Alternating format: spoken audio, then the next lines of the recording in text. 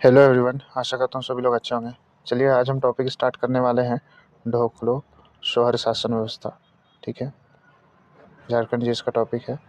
ये जो टॉपिक है ये थोड़ा लंबा हो सकता है, तो मैं इसे 2 पार्ट में करने वाला हूँ।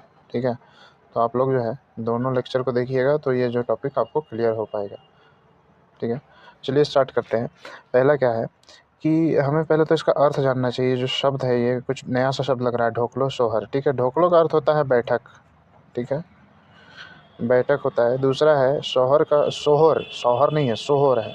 इसका अर्थ होता है अध्यक्ष। ये प्रश्न आ सकता है जीएस के, झारखंड जीएस के पॉइंट ऑफ व्यू से हो सकता है पूछ ले कि सोहर शासन व्यवस्था के अंतर्गत सोहर शब्द ढोकलो शोहर शासन व्यवस्था के अंतर्गत सोहर शब्द का अर्थ क्या है। तो सोहर का अर्थ होता है अध्यक्ष। ढोकलो का अर्थ क्या है? ढोकलो का अर्थ होता है बैठक। ठीक है, चलिए आगे बढ़ते हैं। नेक्स्ट, तो ये जो ढोकलो शोहर शासन व्यवस्था है ये खड़िया जनजाति से संबंधित शासन व्यवस्था है। ठीक है, खड़िया जनजाति। और खड़िया जनजाति जो है ये जो है इसके इसके जो है 3 जो है मतलब प्रकार है। कौन कौन से प्रकार हैं? 3। तो पहला जो है ये है दूध खड़िया। दूध खड़िया। दूसरा है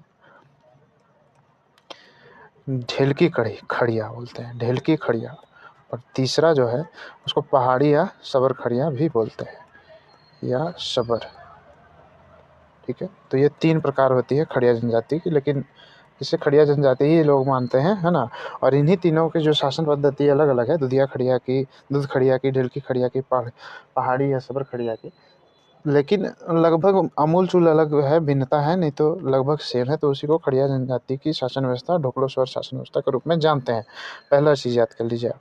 दूसरा चीज़ याद कर लीजिए, पहला मैंने बता दिया कि ढोकलो और शोहर शब्द का अर्थ क्या है। अब हमने बता दिया खड़िया जनजाति का कि शासन व्यवस्था को ढोकलो शोहर करते हैं। उसके 3 भाग हैं खड़िया जनजाति के। आगे बढ़ते हैं। अब खड़िया जनजाति जो है, खड़िया जनजाति मुंडा समाज की ही उपशाखा है। ठीक उसी तरह से जैसे हो जो हो जनजाति थी। ठीक है, ये मुंडा समाज की उपशाखा है। मुंडा समाज की उपशाखा खड़िया जनजाति है, इसे याद कर लेंगे आप। आगे बढ़ते हैं। इसकी जो शासन व्यवस्था है ढोकलो शोहर जो है, इस शासन व्यवस्था में जो है ना कुछ कुछ समानता पाई जाती है। किससे समानता पाई जाती है? किस शासन व्यवस्था से समानता पाई जाती है? तो मुंडा शासन व्यवस्था से की जो व्यवस्था थी उससे समानता है। ठीक है, आगे बढ़ते हैं। अब जो है करीब सन 1934-35 में, है ना, ईस्वी में जो है खड़िया जनजाति जो है, खड़िया जनजाति जो है, इन्होंने अपने समाज का सशक्तिकरण शुरू कर दिया।